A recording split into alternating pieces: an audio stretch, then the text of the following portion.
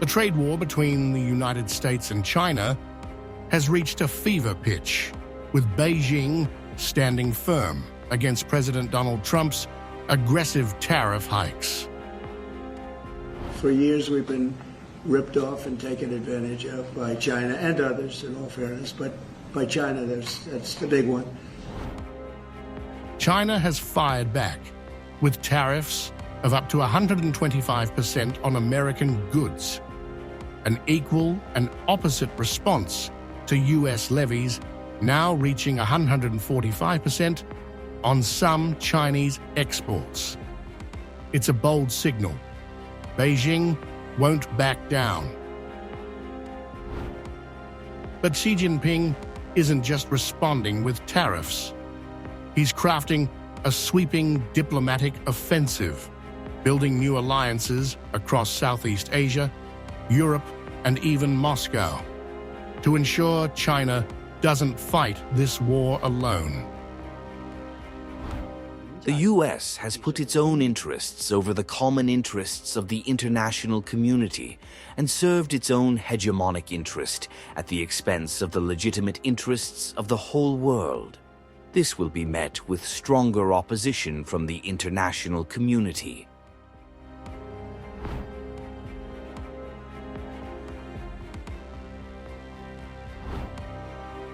Beijing is also tightening export controls on strategic materials like rare earths, targeting key U.S. industries from tech to defense.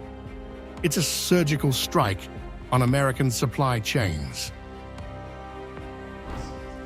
The Chinese Foreign Ministry has slammed Trump's trade tactics as economic coercion, positioning Xi's actions as a global stand against unilateralism. It's a message gaining traction among countries wary of U.S. dominance. The U.S. is still abusing tariffs and exerting maximum pressure on China. China firmly rejects and will never accept such hegemonic and bullying moves. Pressure and extortion are not the way to deal with China. If the U.S. truly wants dialogue, it should let people see that they're ready to treat others with equality, respect, and mutual benefit. If the U.S. decides not to care about the interests of the U.S. itself, China, and the rest of the world, and is determined to fight a tariff and trade war, China will fight to the end.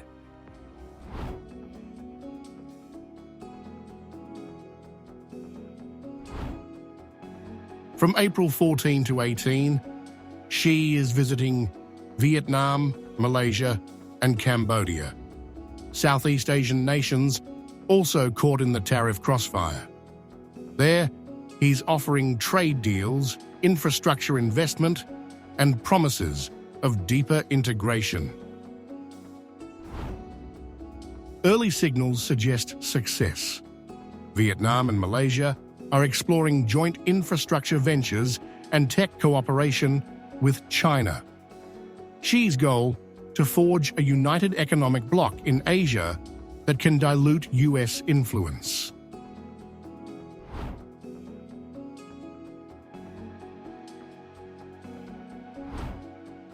Meanwhile, in Beijing, Xi has found an unexpected ally in the European Union.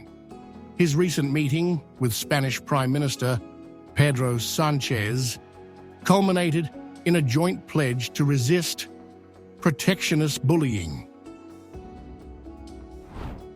A follow-up statement from early April confirmed both sides' commitment to open markets. In return for support, China is offering broader access for European goods, autos, agriculture, and more. Momentum is building. Germany and France have backed Spain's position, and EU ministers are reportedly considering a reciprocal tariff reduction pact with Beijing.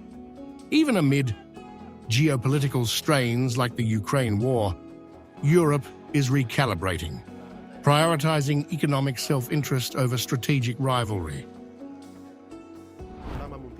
I have had the opportunity to tell the President personally about our commitment to openness, to international cooperation, to broadening our network of relations with other countries and also with other regional blocs. Spain is in favor of more balanced relations between the European Union and China, of finding negotiated solutions to our differences, which we have, and of greater cooperation in areas of common interest. I have conveyed to the President, as I have also said publicly in the media on other occasions, trade wars are not good. Nobody wins, and this is clear. The world needs both China and the United States to talk.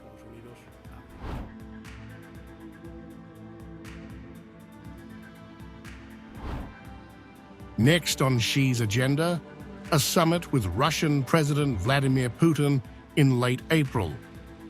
While details remain undisclosed, sources suggest trade and energy deals will top the agenda, possibly securing preferential Russian oil and gas flows to offset U.S. pressure. A reinforced China-Russia trade axis would boost Beijing's energy security and create a formidable front against Western economic sanctions, a move that could shift the balance in global commodity markets.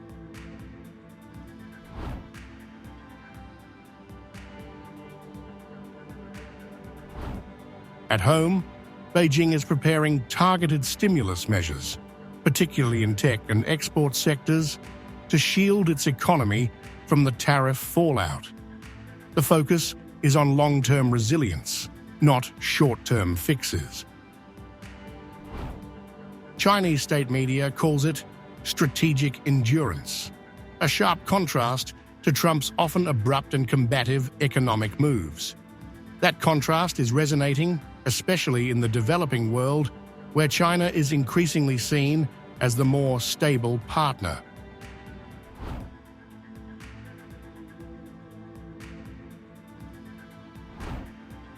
Meanwhile, U.S. industries, especially in agriculture and manufacturing, are feeling the heat. Lobbying against further escalation is growing. Trump has vowed to press on, but his administration's recent pause on expanding tariffs elsewhere hints at internal pressure, a crack Xi is ready to exploit.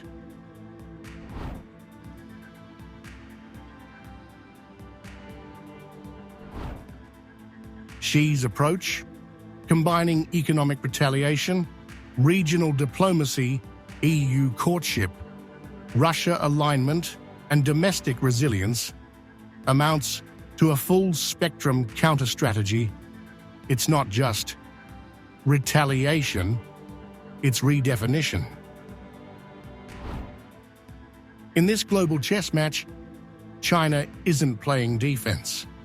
By forging long-term partnerships and positioning itself as a champion of open markets, Xi is betting that American economic nationalism will isolate Washington, not Beijing.